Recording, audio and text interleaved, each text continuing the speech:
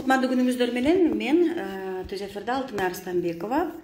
Бүгүн баш мыйзам жөнүндө сөз кылабыз. Анткени өткөндө мен Түз эфиримде, жаштарга кайрылган Түз эфиримде баш мыйзам жөнүндө бир-эки өзүмдүн оюмду Конституциянын жаңы редакциясы боюнча түшүнүгүмдү айтып койсом, элге түшүндүрүү иштерин жүргүзүш керек экенин майдалап айтып бериш керек экенин жазышты. Ошону мен түшүндүм. Андыктан ошол азыр ошол баш мыйзамдын Конституциянын жаңы редакциясын иштеп жаткан кеңешменин төрагасы Бекболсун Бөрүбашев агай менен маек куруп интервью алганы келдим. Сиздер дагы суроо бериңиздер. Мен биринчи өзүмдүн суроолорумду силердин атыңардан берип алайын. Анан Түз эфирде бере бериңиздер. Ошол суроолорго агай жооп берет. Буюрса.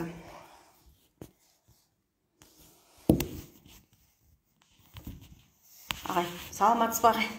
Саламатсыздар. Бекболсун агай, мен сизди деген мурда кийин интервью бергениңиздерди көрүп жүргөнмүн, билемин. Анан кийин ошол жанагы немеде Достук мейманканасында сиз менен тааныштым, расмий. Ошол мейманканада 6-октябрь күнү Достук мейманканасында ким катары чакырылдыңыз эле? Мен жөн эле жаран катары чакырылгам.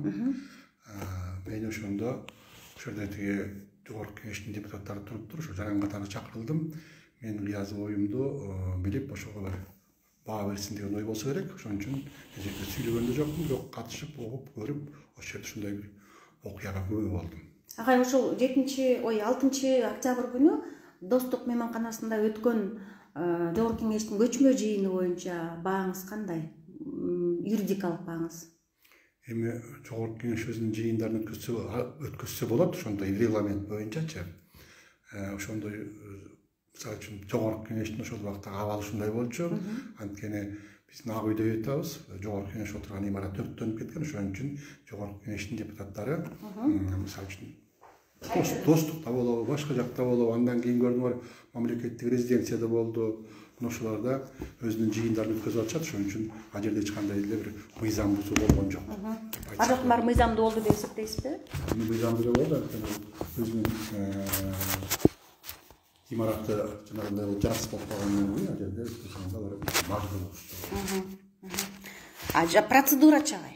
Процедурасы ошол убакта жогорку кеңештин иш башкармасынын башчысы Касымамбетов келип, баардыгын ошо процедура боюнча туура деп айтты. Ошондон кийин ал эми официалдуу адам болгондон кийин анын сол жайын ошол киши жакшы билсе керек. Ошон үчүн мен ага эч кандай бир огуп отурдум, карап отурдум, көрүп отурдум. Баардыгы мыйзам чегинде деп айтышты, мыйзам чегинде өтүп атабыз деп айтышты. Ошон үчүн мен ага мындай бир сын көз менен айта албайм. Эми калган күnkү мыйзамдуу калган күnkү ошол өлкөдөгү болуп аткан, өлкөнүн жетекчилиги менен жаңы келген бийликтин ортосунда болуп аткан мамилелерге элдин баары күбө. Аны деген биз эске салып, кайрадан эскертпей эле коелу, эстебей эле коелу. Азыр мына баш мыйзам боюнча. Бекболсун агай, баш мыйзам өзгөртүлгөн жок деп атасыз да? Туура.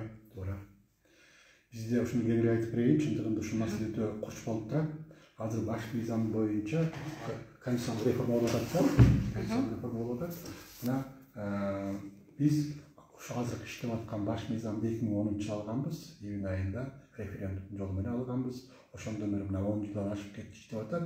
Ошол убакытта бул баш мыйзамдын жетишпеген жактары, карама-каршылыктары, ушунан бүт баардыгын биз көрүп атабыз. Анын үстүнө баш мыйзам деген коомдук түзүлүштү калыптандырып, мыйзам жолуна салат. Ал эми коомдук түзүлүштүн чөйрөлөрү өтө көп. Мисалы үчүн экономикалык чөйрөсү бар, социалдык чөйрөсү бар, ушундай саясий чөйрөсү бар, анан руханий, маданий чөйрөсү бар да.